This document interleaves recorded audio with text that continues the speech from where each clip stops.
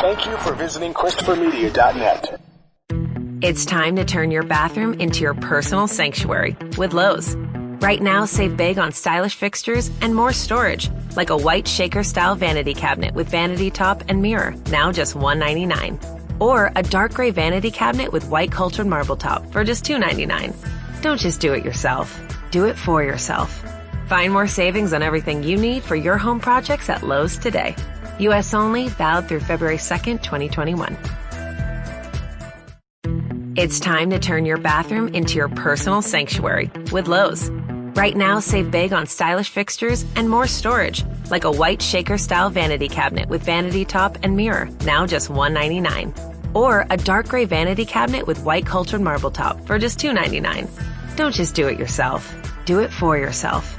Find more savings on everything you need for your home projects at Lowe's today. U.S. only, valid through February 2nd, 2021. Christopher Media, let's make some noise. Welcome to Beer Nuts, a weekly excursion into the world of craft beer, brought to you by MichiganBeerGuide.com. And now, here are the Beer Nuts. Welcome to Beer Nuts, number 127. I'm Chris. My last untapped check-in was, I believe, a Voodoo Ranger IPA, one of them from New Belgium. And I'm in Iowa City, Iowa, home of the Hawkeyes. Yeah, Uncle Pete here, sitting on Gros Isle in southeast Michigan with my friend JR. My last untapped was actually 2 beers, and I say that because I did a little mixology, and it was a combination of Founder's Blushing Monk, which is a nice tart raspberry ale made with a Belgian yeast, and mixed that with the Oddside Caged Wisdom Brut IPA. So I made kind of a sparkling raspberry fruit beer concoction that, quite honestly, the two separately are great on their own, but the two together were just as good. So I had a little fun with mixology. Well, here in the room with Uncle Pete is JR, one of my last check-ins from Gros Isle, as I'll be moving to the Arizona desert in just a few weeks. But my last untapped check-in was a beer from Southern California, as I cheered for the Rams in a losing cause on Super Bowl Sunday. But this is the last beer I had. It's called Picnic Lightning from Breweries West in Southern California somewhere. I'm sure our next Steve can shine some light on that for us. But first we're going to Dan in Missouri. Yeah, Lieutenant Dan here in Springfield, Missouri. My last untapped check-in was Avery's Planked from 2018. It's an Imperial Porter, 16.2%, aged in rum barrels with coconut. And I guess I'm the first Southwest. This is Steve from LA, and my last untapped was a Kolsch from Alamo Beer Company in San Antonio, Texas. It was called the Summer Ale, a little floral and peppery beer, and you really taste the peppery towards the end. First, I didn't taste it, but when I got towards the end of the bottle, that's when you really taste it. Really good. Sounds great. Well, tonight's episode is going to be on Flagship February, and we're going to have Uncle Pete describe that. But before we do that, as always, we want to invite all our listeners to pop open a cold one and enjoy a beer with us. And remember, we're not pretentious. We're not beer snobs. We are just trying to introduce more good people to more good beers. It's pretty much the mantra of the show. So I also want to welcome back Steve V, who joined us for the Super Bowl episode. Sorry about your Rams, brother. We were rooting for you. But we are delighted to have you back on the show, and hopefully for many more episodes. So you are hereby dubbed an official beer nut now. So congratulations, and thanks for joining us again. Well, thank you. Like I said, I had such a good time, and yeah, I appreciated all the support, all the Ram support, but yeah, I don't know who showed up or how Belichick and Brady could continue to do it, but they did it again, so hats off to them. All right, well, let's get back to the beer. Uncle Pete, why don't you tell us all about Flagship February? I'm going to turn it over to you now. Yeah, sounds good. And it's always a good time doing these shows every week because we try to cover something new, something different. And this week we're now into February, a whole week into February. And we're going to focus a little bit on what they call a campaign called #FlagshipFebruary. And this campaign aims to save core beer brands before they disappear. It's going to be all about some of the beers that make beer great. And, there's a lot of times that, that we go run around and chase the latest, hottest, rare releases. And sometimes we forget about those workhorse core brands for a lot of breweries that actually, they keep the lights on for those breweries and they can bank on them for steady sales and steady income. We all can probably think of some of these core flagship brands, and we're going to go over some of what we think some of the classic picks are tonight. And we want you to join us, and it's always good to go back and give props to a lot of these core flagship beers. We do forget what they tasted like. I mean, 10 years ago, even 5 years ago, some of these flagships were new to some of us, and we were raving about them at that time. And so much water under the bridge, so much beer under the bridge, and we're chasing the latest trend, and we forget about them. But we find when we go back, I'm sure we're going to, refresh our memories and refresh our taste buds and find out that these beers are just as great now as they were before. So we owe them some props, and we encourage you to go out and buy some of these flagship beers and keep the lights on for some of these breweries. So with that, JR, if you want to line them up, and we can knock them down. All right. Well, Steve, as our newest beer nut, I believe you have 2 beers tonight. So why don't we start out west with you? So take it out to L.A. Okay, the beer I chose is a Allagash White. It's one of the first beers. Usually, if I'm drinking and it's on the menu somewhere, it's one of the beers I always go to. Been drinking for a long time. It was first brewed in '95, and according to their website, it accounts for 60% of their total revenue. So it's one of those beers that they rely on so that they can go ahead and try other stuff. But this beer, it's brewed with, it has coriander and notes of orange peel and banana. When you pour it, it comes out kind of milky. It's not very clear, but it's a light color, yellow. When you smell it, like I say, you smell the spice right away. And drinking, it's very smooth. I think it's one of why I always start off with it, because it's just so light and refreshing. And it's a great beer to start your night off with. A beginner, if you will. Yes. And this is a beer that I think probably Blue Moon probably kind of followed this style of beer when they created the mass-produced version. Obviously not related in any way to Allagash, but they probably stole the idea. It's the same style of beer, only it's mass-produced, and Allagash is a much better rendition of this, obviously. And anybody who's ever had this knows that it's 2 or 3 notches above Blue Moon. But that being said, Blue Moon is enjoyed by many, and maybe if that gets a few people to enjoy that style enough to move on to some better renditions like this one, hey, maybe that's not such a bad thing. Certainly better to have a Blue Moon than a fizzy yellow lager, even though if that's what you like, that's fine. But Allagash White, I remember having that probably 15, 20 years ago and thinking, wow, this is a really good, crushable and flavorful beer. So it's a really good one to start out with. Nice light style with yet with lots of flavor. Yeah, you can't go wrong with that one. Now, forgive my ignorance. Is Allagash, is it widely available? It's brewed in Portland. I know out here in LA, they have it everywhere pretty much, on tap, in the stores. It's one of like a staple out here on the West Coast. I can't really speak for the rest of the country, but I know out here on the West Coast, it's all over the place. Never seen it here in the Midwest, unfortunately. Well, I'll have to send you guys some then. We do not get distribution of this in Michigan, but I have had it. I used to live in Virginia, and I know they had it there. It's not distributed nationwide, but I know I've had this in the East Coast.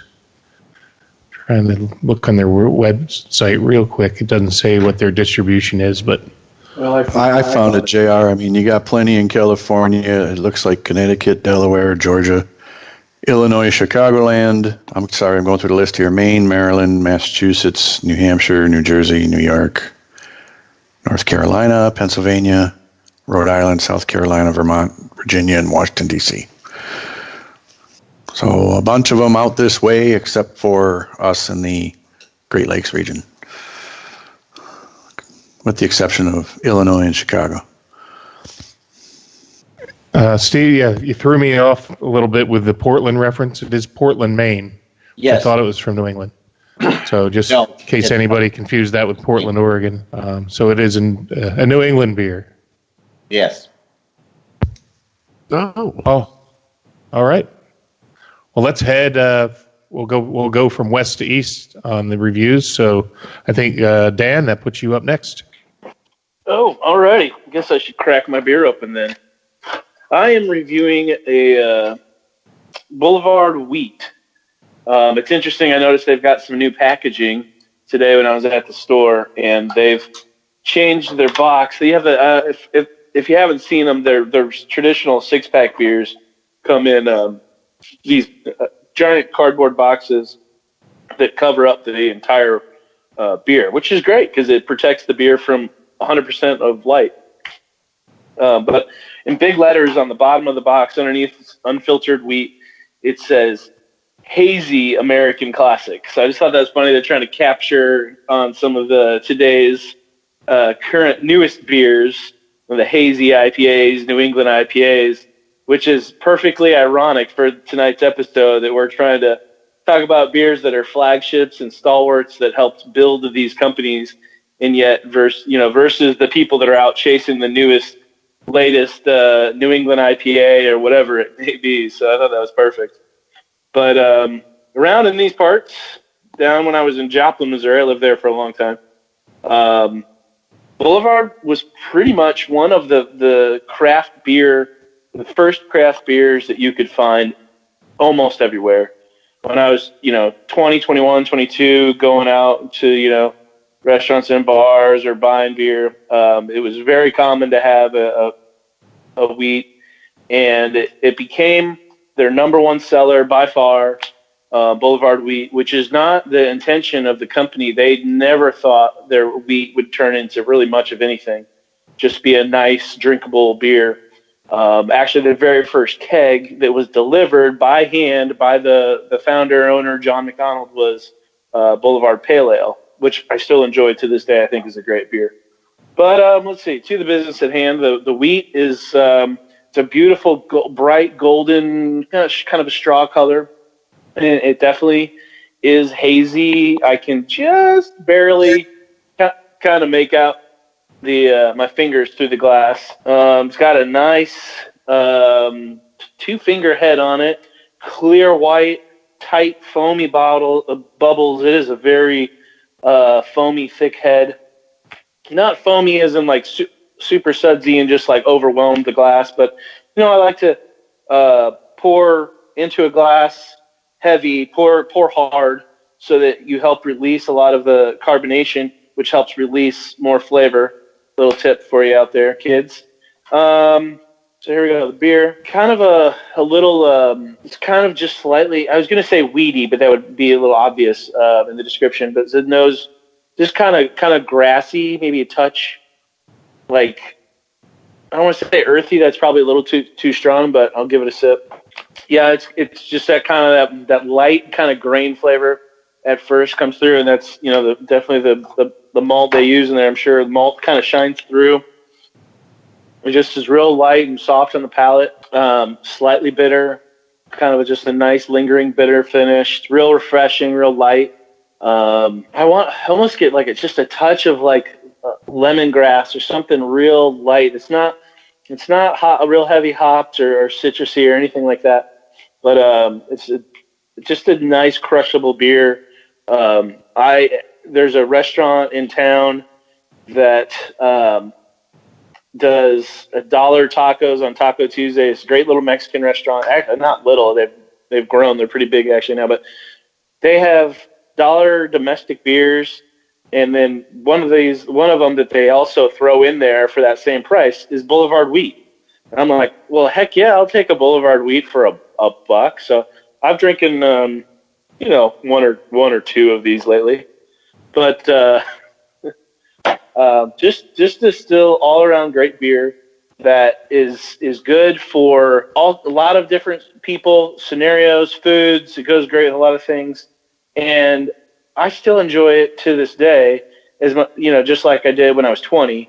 And or if it's your beginner beer, if you're just stepping in your gateway beer, like it was for me, man, it's better to see someone buying this Boulevard Wheat and supporting, what was a local brewery or a kind of a regional brewery. Now it's grown to be fairly nationwide, versus, some kid that's buying a Keystone 30-pack. If they want to spend their money a little bit more wisely and buy one or two solid beers, this is, always a great choice. I always try to encourage people to not to give people a hard time for what they drink. If someone's buying a craft beer, it doesn't matter what it is, or even if it's like, say they love, man, I love Negra Modelo. Okay, great. That's, it's not just a 30-pack of a domestic light fizzy yellow beer, which has their place. I'm not trying to just totally knock them and dismiss them. I know that those are great too, and they have their place. But this is definitely down here in Missouri was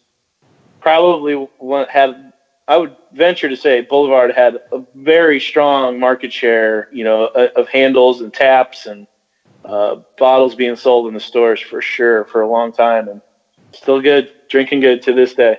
Awesome. Yeah, we get Boulevard here in Michigan, so we'll have to seek that out. I've never had that. I kind of forget that they haven't really gone real strong with their distribution nationwide until just the last few years. And even at that, like some of the newer markets they're in, they've actually done it kind of in the reverse order.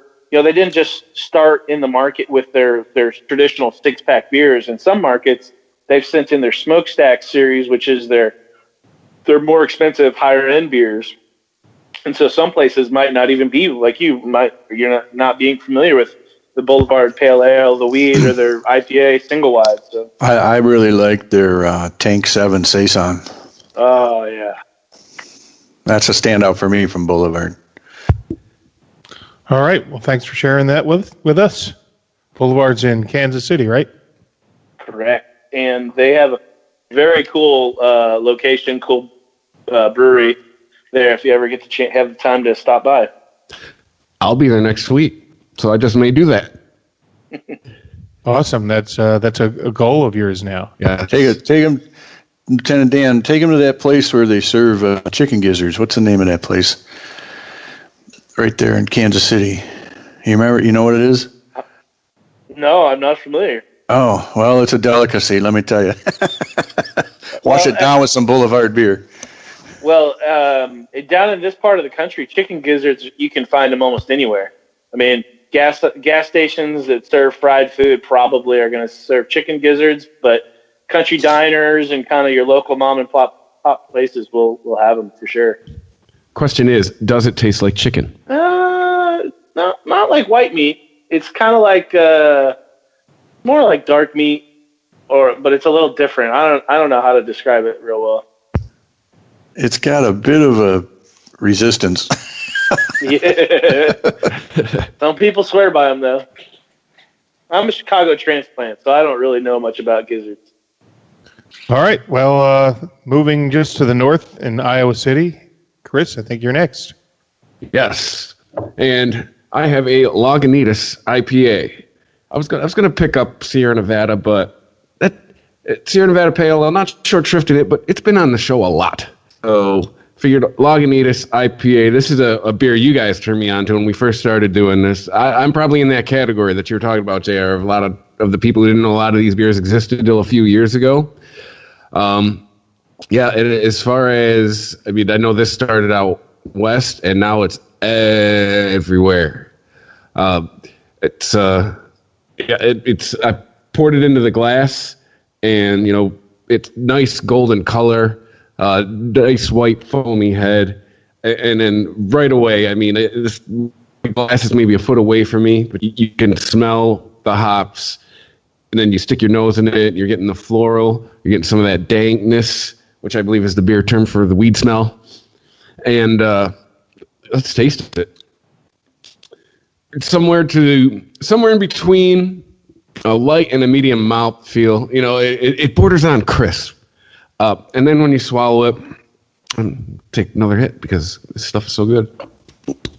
I mean, this is an IPA straight. I mean, this is, and it's probably West Coast too, because you can see through it, and you're getting the floral, you're getting the hops. And I mean, if you're into IPAs, or if you're looking for a starter IPA, start here. I mean, to me, this is a classic West Coast IPA, and yeah, it's Lagunitas. If you're listening to the show, you're probably very familiar. If you're new to the show, go out, pick one up. If you're looking to dabble in IPAs, I wouldn't call it beginner IPA, but if you're looking to get something that is like a home run right up the middle of the IPA style, Lagunitas IPA is it. Here. I'm with you on that, Chris. I had a few sips here while you were talking, and I agree 100% with everything you said. Nice and clear, crisp, a real thirst quencher.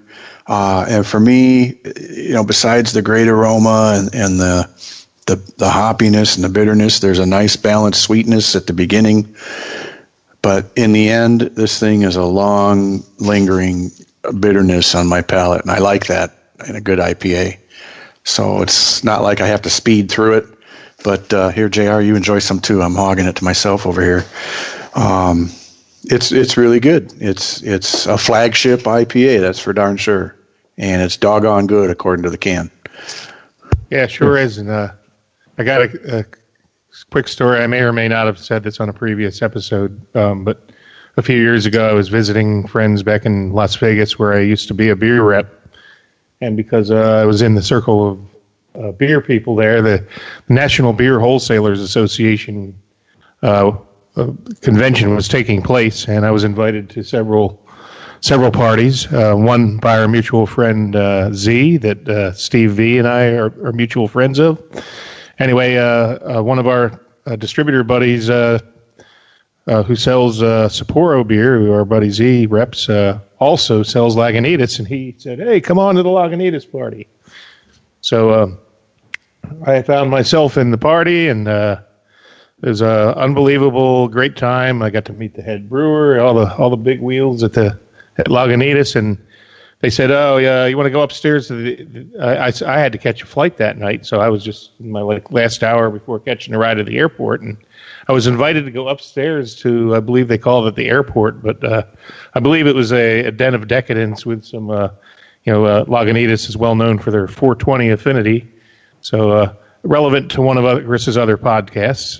But anyway, I was already going to the airport, and that's not really my thing, so I declined. But yeah, there was a dank aroma of hops burning upstairs. They had some Puerto Rican girls that was just dying to meet you. And also, there is actually, if you look on Wikipedia, there is a tie-in to cannabis with Lagunitas, where they actually, I think, lost their license to produce alcohol and serve alcohol in California, was suspended for 20 days for an incident that occurred when they used to have. This is back before there were, it was deregulated and made legal, but I guess they used to allow open smoking in their tap room, which was not looked upon kindly by authorities. But just wanted to share that story. And of course, after I left Heineken, Heineken ended up buying Lagunitas, first 50%, then the other 50%. But I don't view that as a hostile takeover. I still value the Lagunitas brand, and I feel that, Heineken USA or Heineken is not a company that purchased the brand to be evil to, other independent brewers. I don't think that they're like some of the other big monstrous, the big corporate brewers that are hostile towards independent craft brewers. I believe that Heineken is not does not fall in that realm. And I think all they're trying to do is bring Lagunitas to more good people around the world, kind of the mantra of our show. They just want to bring more good beer to more good people around the globe. And that's, I think, what their motivation was to buy into Lagunitas. But it's a company that I always enjoyed their beer, and will continue to do so. And this is a great beer to have on the show. And I saw a single serving today and picked it up, and I'm glad that you reviewed it, because Pete and I already were halfway through it because it was our warm-up beer tonight. And so good selection for sure. ChristopherMedia.net. It's time to turn your bathroom into your personal sanctuary with Lowe's. Right now, save big on stylish fixtures and more storage, like a white shaker-style vanity cabinet with vanity top and mirror, now just $199. Or a dark gray vanity cabinet with white cultured marble top for just $299. Don't just do it yourself. Do it for yourself. Find more savings on everything you need for your home projects at Lowe's today. U.S. only, valid through February 2nd, 2021. It's time to turn your bathroom into your personal sanctuary with Lowe's. Right now, save big on stylish fixtures and more storage, like a white shaker-style vanity cabinet with vanity top and mirror, now just $199. Or a dark gray vanity cabinet with white cultured marble top for just $299. Don't just do it yourself. Do it for yourself. Find more savings on everything you need for your home projects at Lowe's today. U.S. only, valid through February 2nd, 2021. It's time to turn your bathroom into your personal sanctuary with Lowe's. Right now, save big on stylish fixtures and more storage, like a white shaker-style vanity cabinet with vanity top and mirror, now just $199. Or a dark gray vanity cabinet with white cultured marble top for just $299. Don't just do it yourself. Do it for yourself. Find more savings on everything you need for your home projects at Lowe's today. U.S. only, valid through February 2nd, 2021. It's time to turn your bathroom into your personal sanctuary with Lowe's. Right now, save big on stylish fixtures and more storage, like a white shaker-style vanity cabinet with vanity top and mirror, now just $199. Or a dark gray vanity cabinet with white cultured marble top for just $299. Don't just do it yourself. Do it for yourself. Find more savings on everything you need for your home projects at Lowe's today. U.S. only, valid through February 2nd, 2021. ChristopherMedia.net. So moving on, I guess, Uncle Pete, you can go next because I have the Anchor. Yeah, but I'm further east than you. Well, let's do that. Like I said, because there's another term for the word anchor, we'll find out soon. But I want to be the anchor man, which means I get the last beer. So take it away, Pete. Okay, Ron Burgundy. Here we go. Okay, so yeah, I picked a flagship from Dogfish Head, our friends in Milton, Delaware. JR, I think that's from not too far south of Philly way. Have you been there? I don't remember if you told us one time. Yeah. I was there, and I remember seeing a pallet of Worldwide Stout for, I think, was it $35 a 4-pack or $140 a case, something like that. Beautiful beer, I agree. So this is the Lagunitas, duh. Yeah, we just talked about Lagunitas. This is the Dogfish Head 60-minute IPA. 60-minute kind of lends itself to the duration of the boiling process when they're making the beer. And this is one of the beers, actually 90-minute IPA came before this one by about 2 years. So they had done a continuously hopped, incredibly amount of hops in this 90-minute IPA. And then they decided they wanted to make one that was a little bit lighter bodied, a little less hoppy. So this is a 6%er at 60 IBUs. And the continuous hopping, interestingly enough, for 60 minutes, they're basically slowly adding additions of hops for the entire 60 minutes of the boil. And if you're a home brewer or you know anything about brewing and making beer, typically with an IPA style, you're going to add an addition of hops very early in the boil to give the bitterness and the bitter flavor. And then you're going to put an addition towards the end of the boil, say an hour or an hour and a half later, to really put some hop aroma into the beer. But in this case, they continuously hopped the 60-minute IPA for the whole hour. And so we're going to have probably a great aroma and a great amount of hop bitterness in it. Just to kind of digress for 1 second, since we did talk about Lagunitas IPA, I was reading an article from September of 2018, so not 5 months ago. The vice president of sales for Dogfish Head talking about where 60-minute IPA stands now. It is one of their flagships. They are going to focus more on it in 2019. Sales in 2018 were just about flat, a little bit under, and even 90-minute IPA was dropping in sales volume. So they're really going to focus in 2019 on repackaging and rebranding with some new labels. They're going to focus on highlighting the independent craft beer icon, if you've started to notice some of those on some of the beer cans and bottles. And they're really going to make a push to make 60-minute a bigger seller in their flagship series.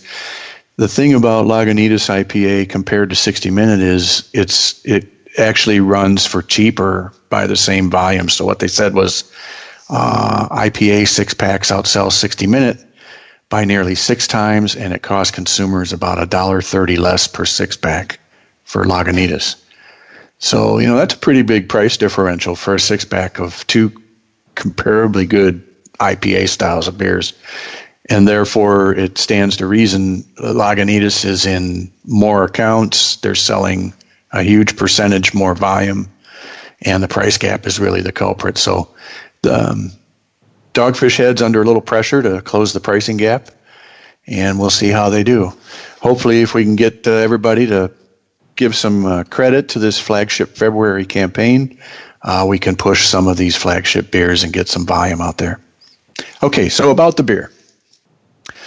This is going to be a very nice, crystal clear, golden color, bright white head, good lacing, very aromatic, a lot of citrus. Nice, balanced mouthfeel, very creamy. Nice balance of sweetness and bitterness. It doesn't have as much of a lingering bitterness as the Lagunitas IPA did. Nonetheless, it's no less pleasing. And I'd say there's quite a good malt presence in this one, quite honestly. Much more balanced malt and hoppiness as compared to the Lagunitas IPA.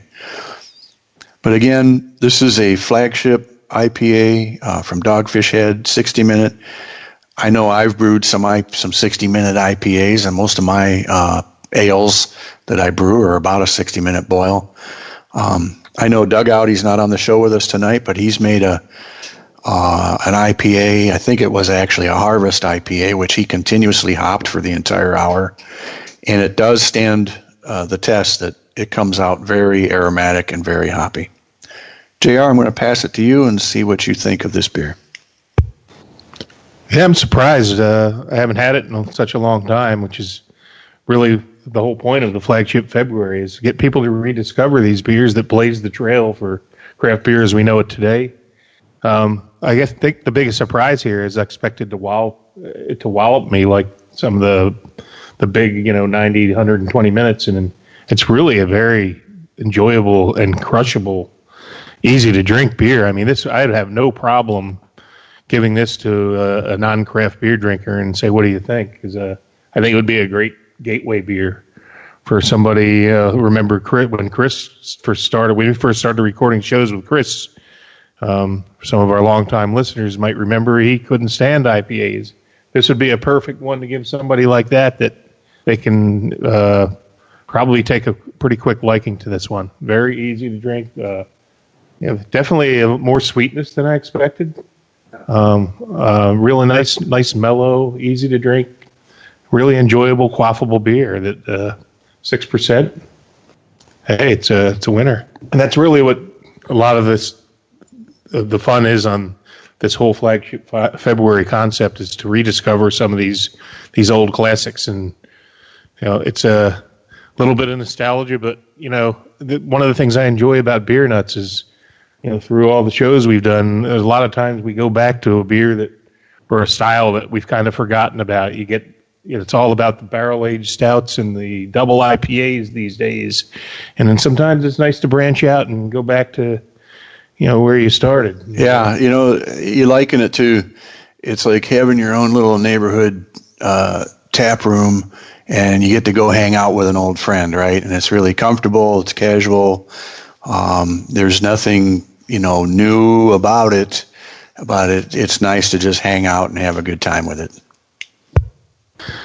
I wanted to mention, too, the other thing that made me laugh on this continuous hopping. The Sam Caliglione, the Dogfish Head brewer, called his continuously hopping machine Sir Hops-a-Lot. And I think he said he started out in the very early days, he didn't have any fancy machinery, so he bought one of these old football games, these electronic football games that vibrate, I guess. And he would put the hops on there, and he rigged it up so the hops would vibrate off and land into the beer while it was boiling. And somehow he managed to do it, and it came out at a specific rate. That's awesome, because that's one of my all-time favorite birthday presents ever, electric football. I used to love that game. But again, I hope that everybody listening will take this to heart and think back to when you first discovered craft beer and find that one beer. It might not even be an American craft, like a lot of people who Doug Out and I used to work for Newcastle. That was a good gateway beer for a lot of people, that they found out that not every beer has to be fizzy and yellow and taste the same. It might be Sierra Nevada Pale Ale. It might be Newcastle. It might be Dogfish 60. It could be Sam Adams Boston Lager. Gosh, I can remember when in the early 90s when I had a Sam Adams Boston Lager for the first time. I'm like, wow, this is like, a real step up. And now we kind of just like overlook it like it's everywhere. We don't, But you know what? Sometimes when you're in that airport and you're staring down the same olds, and you see that Boston Lager, it's not so bad to rediscover that, because it's still a damn good beer. It really is. I almost reviewed that beer tonight because I agree with you, and I still enjoy drinking that beer today. And that was one of my gateway beers for sure. Absolutely, and I put that up against just about any lager that you've ever had. I mean, it's a fantastic lager, and it's Jim Koch has done so much for the craft beer industry, and that was the beer that really put a flavorful lager that stepped it up. And then I got to mention Yuengling too as being another one. Yuengling's still considered a craft beer, and as a Pennsylvania resident or a native who grew up about an hour from Pottsville, the brewery, Yuengling was the local cheap beer where I grew up, and it blew up after I went to college. And it's a great beer. We don't get it in Michigan, but anywhere west of the Mississippi, a lot of the states have it, and that's another one. So hey, whatever beer you can look back on and see what started it all, especially some of us older guys who were around in the late 80s, early 90s. That's kind of when craft beer started. I remember a brand called Pete's Wicked Ale that was big at one time. I like the sounds of that one. I'm sure you do, Pete. But I used to drink it. I used to sell it.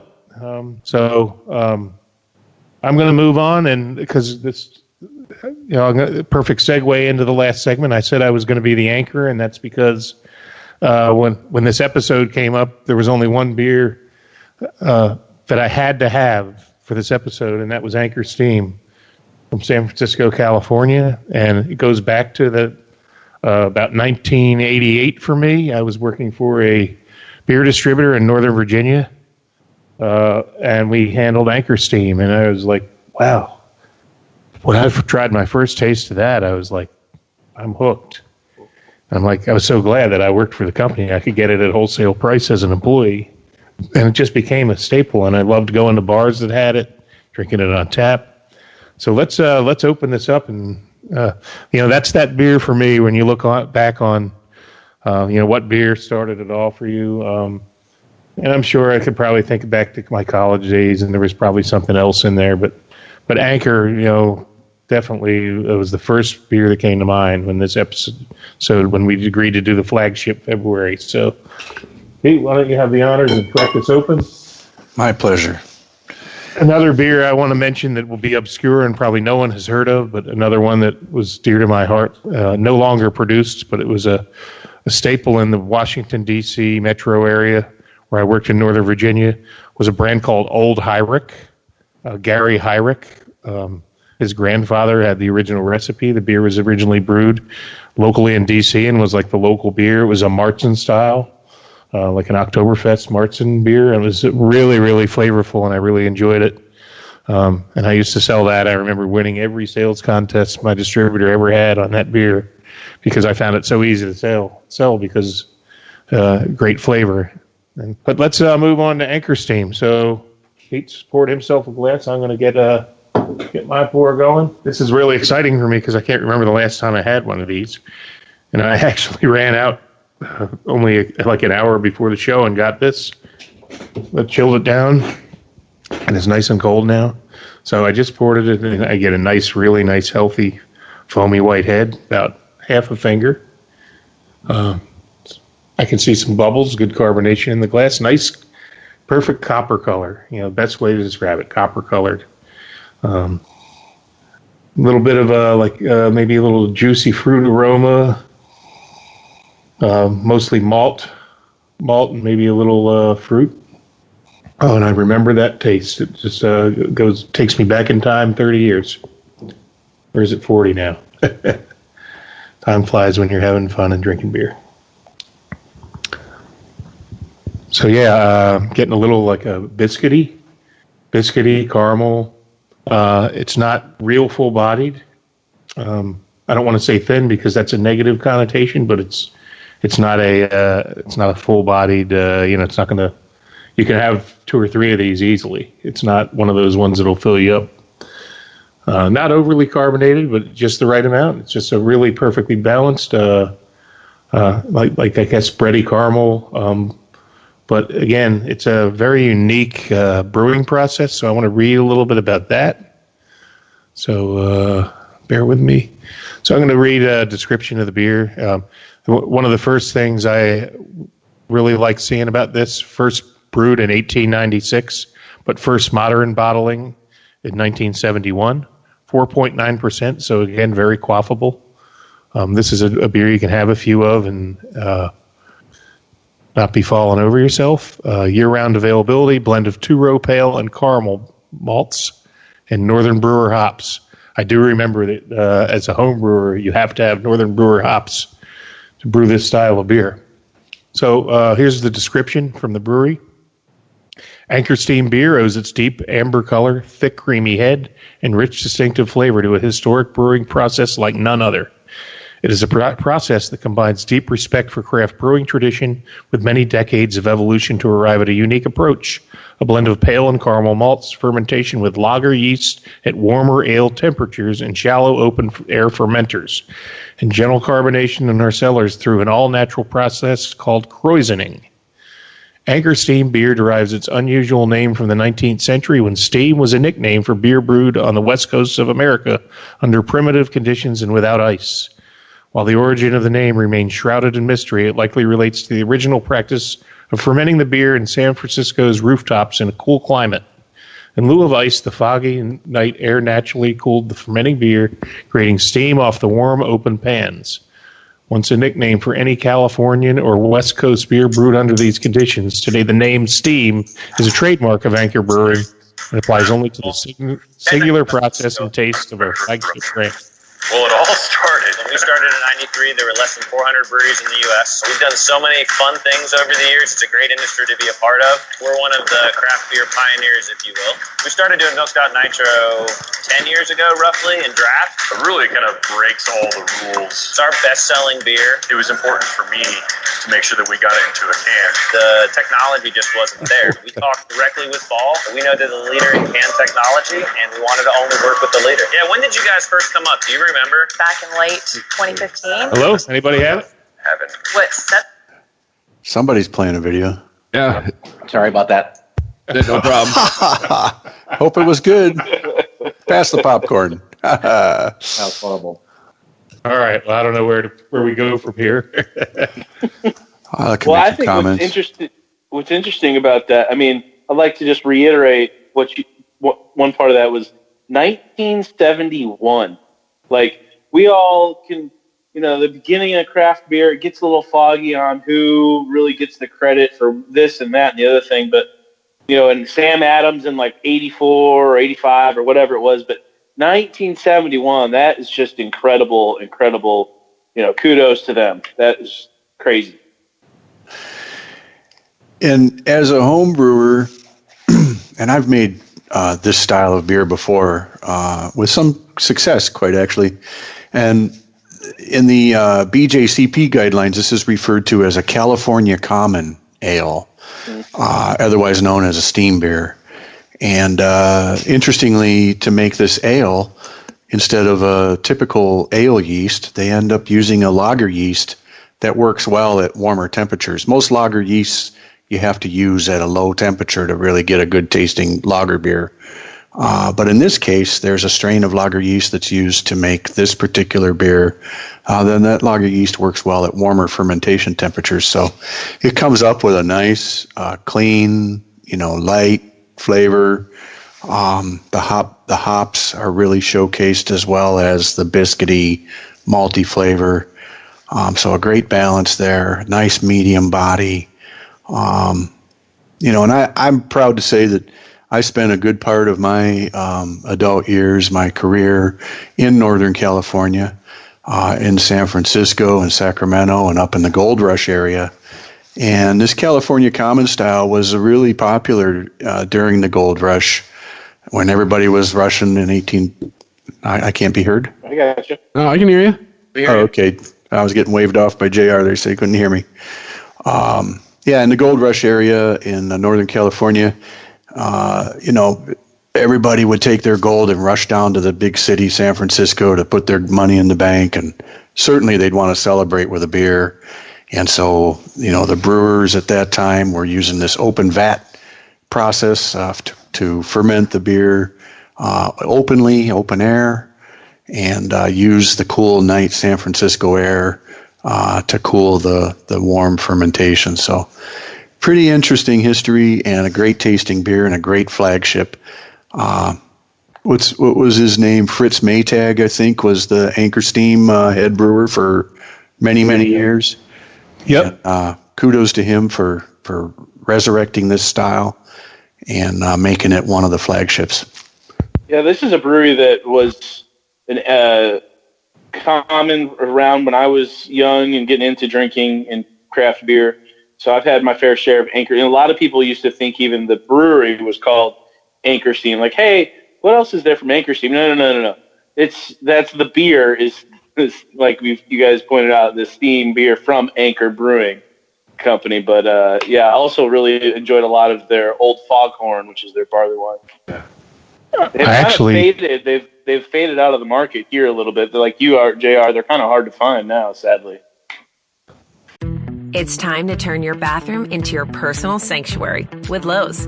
Right now, save big on stylish fixtures and more storage, like a white shaker-style vanity cabinet with vanity top and mirror, now just $199. Or a dark gray vanity cabinet with white cultured marble top for just $299. Don't just do it yourself. Do it for yourself. Find more savings on everything you need for your home projects at Lowe's today. U.S. only, valid through February 2nd, 2021.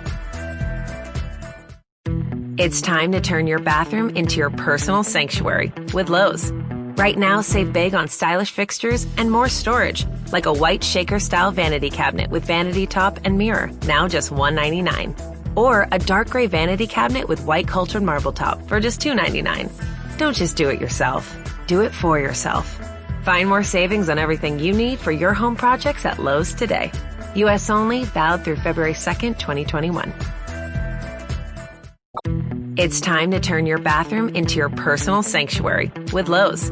Right now, save big on stylish fixtures and more storage, like a white shaker-style vanity cabinet with vanity top and mirror, now just $199. Or a dark gray vanity cabinet with white cultured marble top for just $299. Don't just do it yourself. Do it for yourself. Find more savings on everything you need for your home projects at Lowe's today. U.S. only, valid through February 2nd, 2021. ChristopherMedia.net. ChristopherMedia.net. Well, I think that's what this whole flagship February is about. We don't want to see these beers disappear because everybody's found something that's, a little bit more, I don't know. Some of these beers are overlooked and forgotten, and I think we need to go back to our roots, and they're a very significant part of craft beer history. And I'm really pleased that somebody took it upon themselves to start this campaign. I know that I'm on their website, and they actually you can sign up if you're a establishment. You can sign up to join the movement, and it'll say there's a link that says who's participating. It's flagshipfebruary.com, and you can go click on who's participating. I know because I tried to sign up the show as we're participating by putting it on the podcast, but it asks for the address and what is your feature. But they want to know, they want bars to participate officially and announce, what flagships they're going to have on tap in their bar, and they're trying to drive business to them and save these brands. It's really a great idea, So for the month of February, maybe let's put down the barrel-aged stouts. Let's put, take a break from the local fresh canned, double IPA that everybody is waiting in line for or buying tickets for or whatever it may be. Maybe let's just take a step back and remember what blazed the trail, and let's give these guys some support, some of these old iconic, flagship brands. Now, I know we just did an episode a couple weeks ago on Stone Brewing.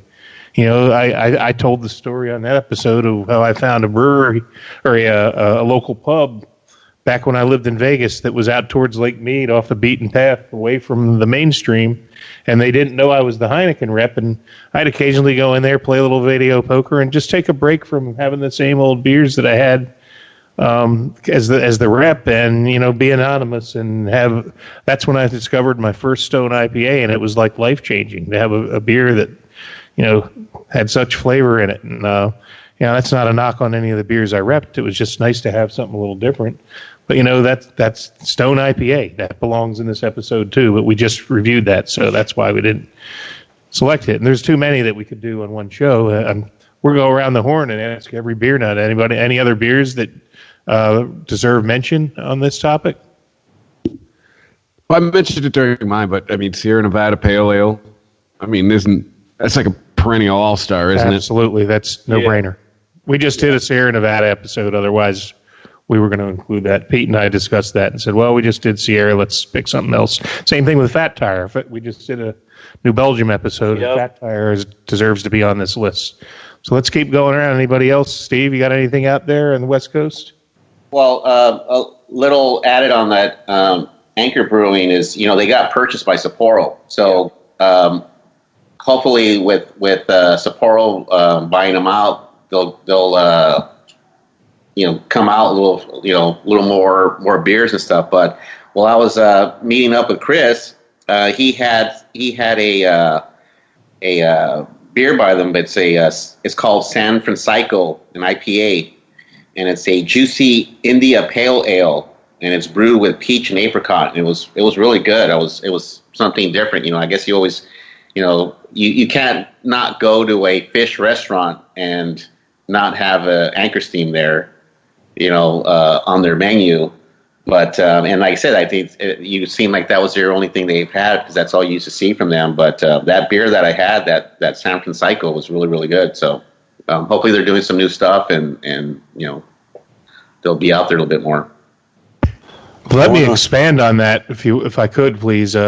Tonight when I was at the store buying this, I was intrigued by the beer next to it on the shelf, and it was called Brewer's Pale Ale, extra hop blend, and it had a copper kettle on the label. I'm looking at it on their website, but I really wanted to get that. But I figured, well, no, we're about the flagships now. But we did an episode, I don't know, maybe a year ago or so, called Old Dog New Tricks, where it's brewers that want to stay relevant, that instead of just brewing the same old thing, they innovate. And this is a perfect example of that. It says Citra Hop Blend, Anchor Brewing. There's a big description here I'm not going to go to in detail, but they also have on their website, well, I can remember when I sold the brand, we had Anchor Porter is a great one. Liberty Ale was always a favorite. Then there's San Francisco IPA. That's probably the one you were talking about, Steve. Yes. There's Baykeeper IPA. Oh, you got The Christmas ale, of course. Let me mention something on the Christmas ale. I think it's been 40 some years in a row they make the Christmas ale, and it's a different recipe every year. And I have to mention my brother in Sacramento. I believe he has a bottle of every one of the 40-plus Christmas ales since 1975. Just a little trivia tidbit. Well, it brings me back to another old war story from my early days as a distributor. I remember I used to run into the competitor reps, and every Christmas, the guy that had Sierra Nevada, which back then was like a real treat because not everybody had it. It was a pretty eclectic brand back then. Every Christmas, he would ask me for Christmas ale, and I'd ask him for Old Foghorn. So we had that automatic trade, and I can remember him always giving me a 6-pack of Celebration Ale when that came out. So, it's good that we had, little bartering going back in the day before, when these brands were really all there was. That was craft back then, and that's what we want to go back to. So that's what Flagship February is all about. So, I'm on their website. It says, "What is a flagship beer? The origins of the term flagship are appropriately nautical, befitting a beverage that is much as 95% or more water, although it is now more commonly used as the finest, largest, or most important one of a group of things." So let's take some time this February. Maybe not every beer you have for the whole month, but make it a point to seek these out and support this campaign. More information, go to flagshipfebruary.com. So great JR, topics. was that your first trade? Probably is. That's probably true. But I can remember we serviced the military. There was a military installation in Alexandria, Virginia called Cameron Station, which no longer is there. But before they raised it, it was they had a huge Class 6 package store there. You had to be military to shop there. Anybody that's in the military would know what Class 6 is. That's beer, wine, liquor. And we used to stock the shelves for the store. We'd write the orders and then have to fill the shelves. The military required the distributors to do all the work. And so we would always see each other as we were putting our orders up and made friends. And I can remember my guy coming, "Oh, man, that Christmas ale's coming out. You got to get me some." I'm like, "Well, how about some of that Sierra Nevada Old Foghorn?" He actually, I never heard of Old Foghorn. He told me I had to try it. And yeah, it was great to discover those beers back then. And, that really was all there was back then. That was the cream of the crop, these beers. So it's great to revisit them, man. I can tell you right now, I'm going back for more of this Anchors team. It's just really bringing back great memories, and it's just a great flavorful beer. And, I think anybody could enjoy this. So if you haven't had one in 4 or 5 years or 10 years or 4 months, whatever, go seek it out. Let's give these guys a boost. They all deserve it. It's the fathers of craft beer, or maybe now they might even be the grandfathers of craft beer. One of the things. Go ahead. Sorry, go ahead. Okay. Well, one of the things, I was going to say Fat Tire. I'm glad you guys mentioned it, and the other was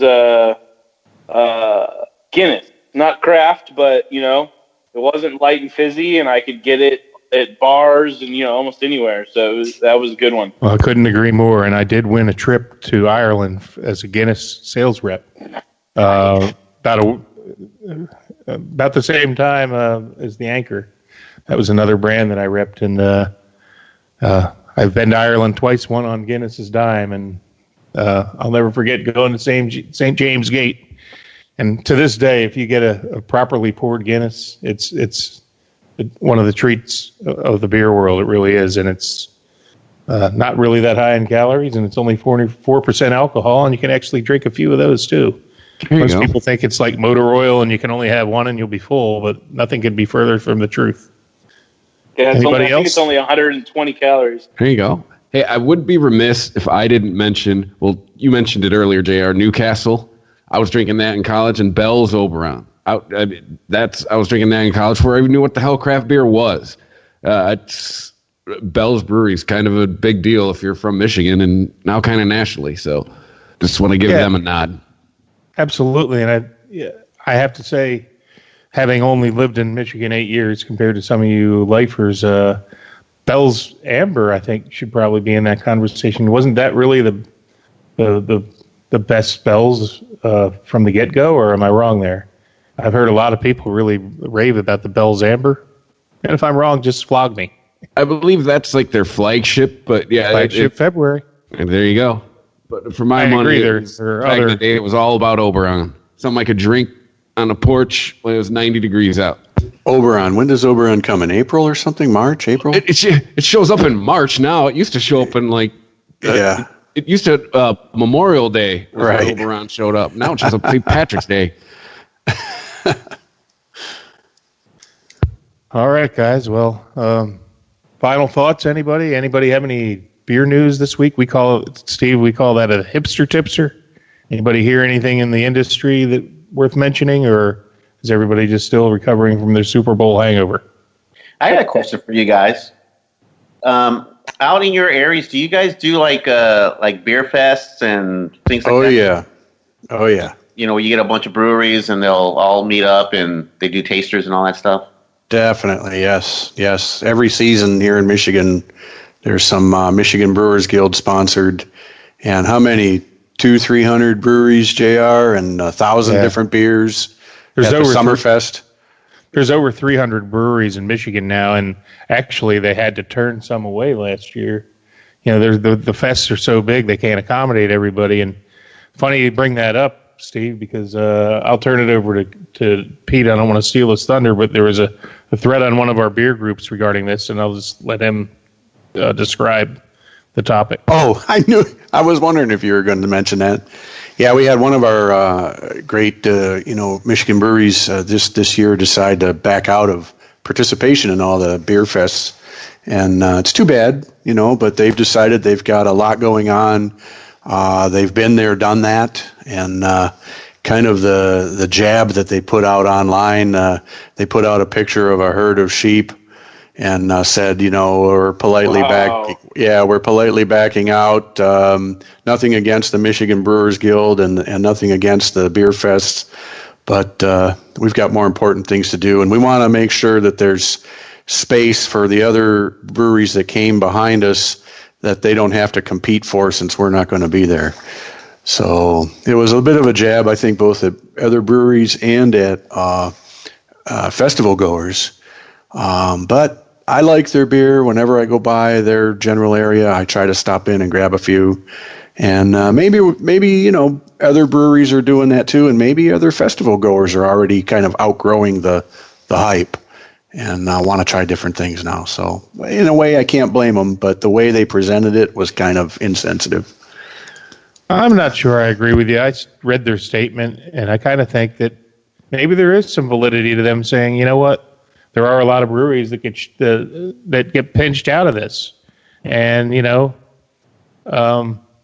I don't think it's so bad that they're leaving a spot for another up and coming brewery that needs the help more than they do.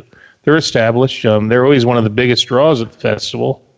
I'm sure there's some selfish reasons for doing it, but at least they qualified it by saying we'd love to give another brewery a shot, a chance to be in. I just don't get the picture of the sheep, the herd mentality kind of connotation. It's like, hey, everybody keep chasing, the same old stuff. That's what I got from it. I'm with you, JR. I did get those points as well, but there was a weird imbalance to the whole message. Yeah, I guess I have to agree with you. The sheep thing was kind of a low blow, I guess. But bad. Brewery's going to brew. But back to the good news. We have some awesome beer festivals, Steve. And, man, my brother come out from Sacramento, 2 summers ago, JR?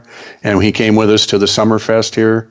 And being a California guy for, the last 40, 50 years there, he was floored by the size of the fest here. And he's been to a few up in Northern Cal.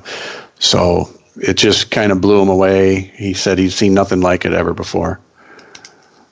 Yeah, the good thing about being out in in Southern California, I should say, is they're kind of year round. But we're, usually the springtime we start getting into it, but, we're able to have some in the wintertime and a couple of the main companies that put them on, they do a good job. Probably not as big as that. I mean, normally there's probably about 50, 60 breweries with, 2 or 3 beers a piece. And sometimes they'll do like special stuff, like certain times during the festival, they'll hey, at 2 o'clock, we're going to release this, special beer. And so everyone lines up for it and stuff. But yeah, I'm just kind of curious if that, happens, everywhere else. Do you have a favorite you've been to, Steve? Usually the Brouhaha, they kind of have a pretty good, they do a really good job. Cause they'll do in the wintertime, they'll do the Brew Ho Ho. That's at the end of the year. And they move it around. One promotion company, Sabroso, they do a beer and taco. Plus they do like a really big music festival with it. So, you're drinking beer all day and then you finish up the evening with a bunch of bands. And so that's always a good time. Yeah. Similar formats up here in Michigan. Maybe a few more breweries and quite a few more beers. But we've had them year round. We have a winter fest, we have a summer fest, we have a fall fest, 2 fall fests actually, one in the Upper Peninsula of Michigan and one down here in Detroit area. But I've been actually quite impressed with the number of breweries and number of beers. If I'm not wrong, JR, I mean, there's been 200 plus breweries in my recollection with 1,000 plus beers at the Summerfest, something along those lines. Would you agree? Oh yeah, I think there's about 12 to 1,500 beers offered at these festivals. Yeah, it's tough. I mean, you get 15 tokens, and those are gone instantly, and you're scrambling around buying more, or getting somebody to give you a freebie. Yeah, see, most of our fest, it's unlimited, so it's probably because it's not as many as yours, but it's pretty much your however much you can drink in a 4 hour. Talking like a $40, $50 ticket price, or what are you looking at? Depends on where it's at and what's going on. But if you want to get the VIP, so you get there and you get an hour early, can be like around close to 100. Well, we have enthusiast membership to the Brewers Guild. It'll get you an hour early, and I had that membership for a few years. I don't have that anymore. But the other thing is that with the tokens, that's a Michigan law thing. You can't just have unlimited with no, that's their way of having checks and balances of not over-serving people. They give you so many tokens. But what a lot of the brewers have done is they, like the big high ABV beers, they'll require 2 or 3 tokens for one of those. Because they're just trying to keep it from getting out of hand. But that being said, I know a lot of the people I've poured at the festivals, and some stations are more liberal than others on enforcing that you have to give the token in the first place. And as a consumer, sometimes you forget to put it in the box, and nobody notices and nobody cares. But by the book, to be legal, you have to have those tokens. So that's probably why California doesn't have that restriction like they have here. But how big a pour are you guys, or do they do? Like 2 or 3 ounces, I think. Okay. They give you a little cup, and depends who's pour.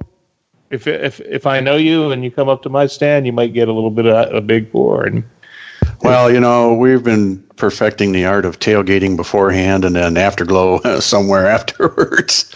So it's not like the party starts or ends with the opening of the gates and the closing of the gates.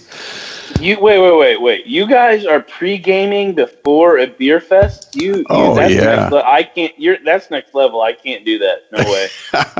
Yeah, we've been there, done that, AJR. I don't know, Dan. I think you've had a few line shares at Vinny's or maybe other places.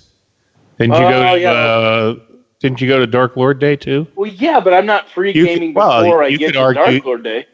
You could argue that a line share is the pre-game before the Dark Lord Day at. That's true.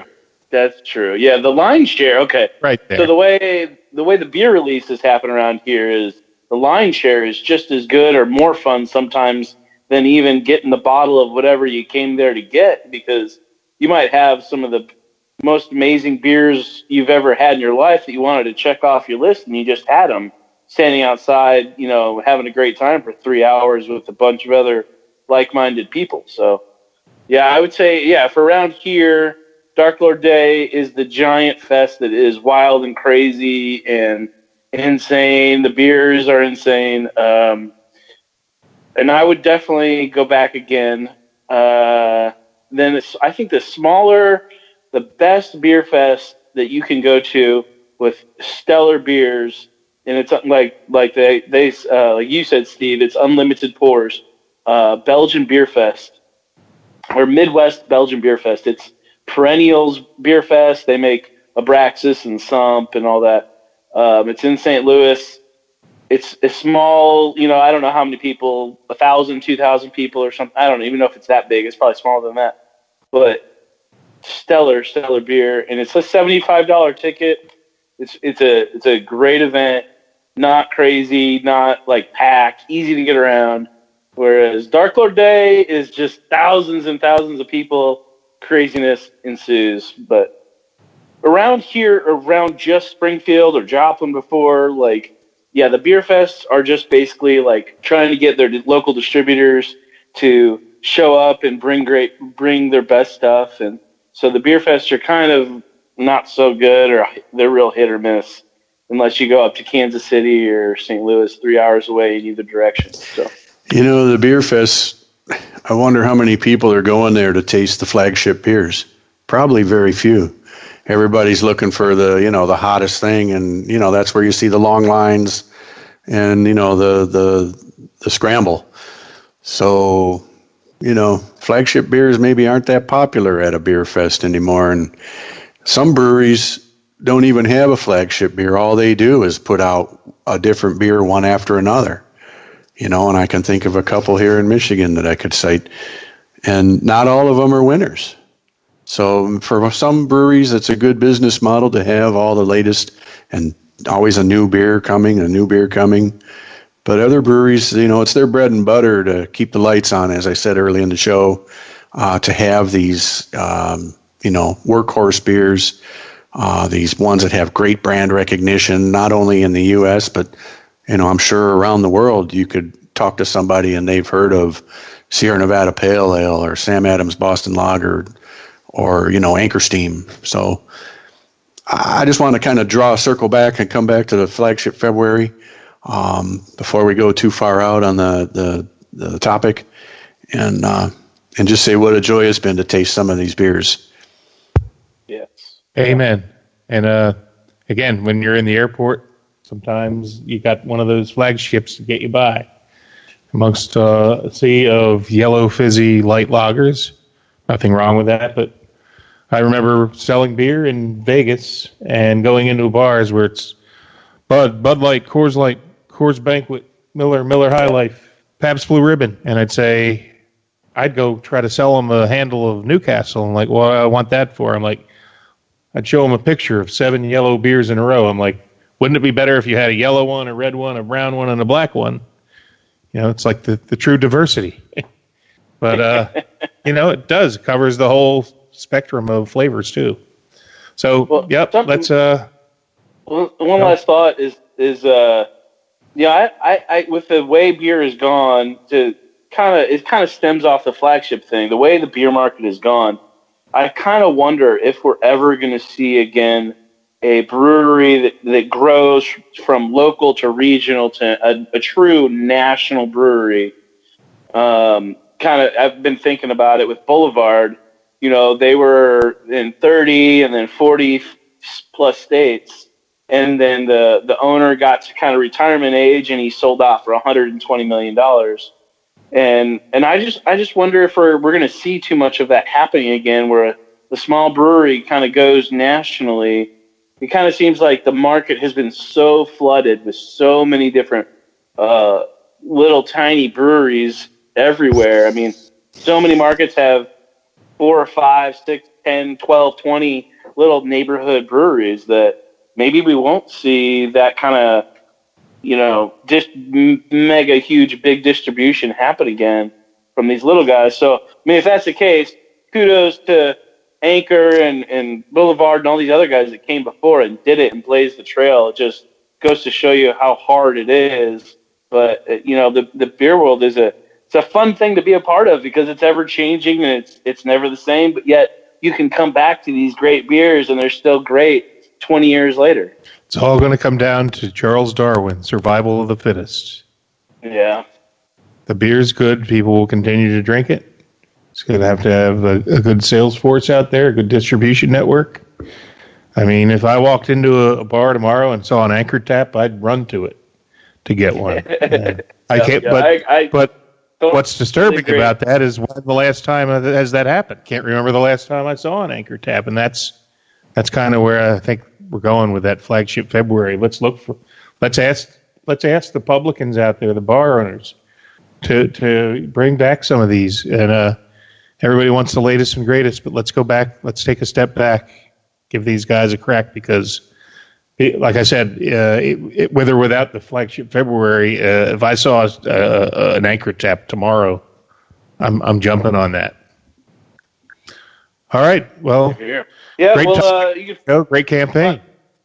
Yeah, absolutely. Find me on Instagram or Twitter, Dan Geis, Geisz. Pete will be taking over Michigan Beer Guy. Woohoo! And I will be starting my already owned handle, Arizona Beer Guy, in a few weeks. So we're not going anywhere. We'll still be on the show. We'll just be, instead of 4 feet away from Pete, I'll be, 1,500, 2,000 miles away. But we'll always be connected. Glass away. That's right. Real, so share the Beer Nuts podcast with your friends on social media, please. Oh, yeah. And we're on Twitter at the Beer Nuts Podcast, and show us what you're drinking on Instagram at the Beer Nuts Podcast as well. And you can email us, the Beer Nuts Podcast at ChristopherMedia.net. Yeah, you got a topic you want to hear?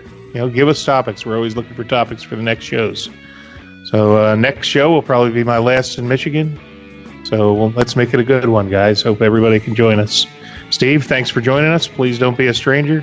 Hope to have you on the next episode as I say farewell to Michigan. Might even have to switch up the topic and make it a Michigan beer one for this. We might have to just call an audible on the next show, but that'll be a mystery. So tune into the next show for that. So as they say in old Mexico City, AMF. ChristopherMedia.net. ChristopherMedia.net. If you like this show, please tell a friend. Please make sure to rate and comment on all your favorite Christopher Media shows. Please follow us on Twitter and like and share us on Facebook. You can subscribe to all ChristopherMedia.net shows for free on ChristopherMedia.net. Thank you for listening, and thank you for visiting ChristopherMedia.net. Thank you for visiting ChristopherMedia.net. It's time to turn your bathroom into your personal sanctuary with Lowe's. Right now, save big on stylish fixtures and more storage, like a white shaker-style vanity cabinet with vanity top and mirror, now just $199. Or a dark gray vanity cabinet with white cultured marble top for just $299. Don't just do it yourself. Do it for yourself. Find more savings on everything you need for your home projects at Lowe's today. U.S. only, valid through February 2nd, 2021. It's time to turn your bathroom into your personal sanctuary with Lowe's. Right now, save big on stylish fixtures and more storage, like a white shaker-style vanity cabinet with vanity top and mirror, now just $199. Or a dark gray vanity cabinet with white cultured marble top for just $299. Don't just do it yourself. Do it for yourself.